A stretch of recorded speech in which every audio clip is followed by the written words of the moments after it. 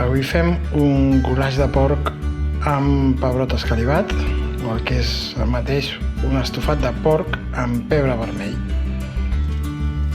Comencem la recepta posant a escalivar un pebrot al forn a 180 graus durant 3 quarts d'hora.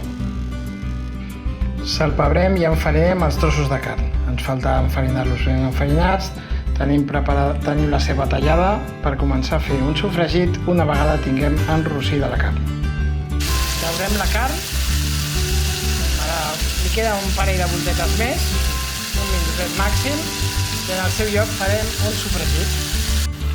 Ja tenim la ceba al punt. Se'ns ha passat una mica aquestes puntetes negres que veieu que se'ns ha cremat. Hem ficat de seguida el tomàquet ratllat i ara deixarem que es concentri. Hem recuperat la carn, hem ruixat amb un bon raig de brandi, de conyac. Ara estem esperant que s'evapori una mica l'alcohol i quan hagi reduït una mica més ho mullarem amb brou de carn. I aquí tenim el toc que dona nom al plat, el pebre vermell fumat, el goulash de porc. Ara ho remenem bé i en bullem de seguida que no se'ns cremi el pebre.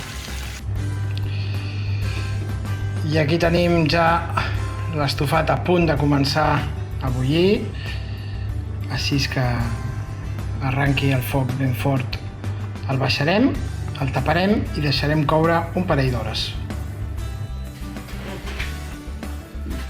L'estofat l'hem tingut 2 hores fent xup-xup, l'hem deixat reposar tota la nit i ara l'estem regenerant. Retirarem una mica el greix que hi ha per aquí sobre i el servirem amb arròs blanc i pebrot escalivat. Un cop retirat el greix, la cosa us ha de quedar més o menys així. Traieu tota la capa més vermellosa i més oliosa que veieu. I serviu aquest goulash acompanyat d'una mica d'arròs blanc i del pebrot escalivat.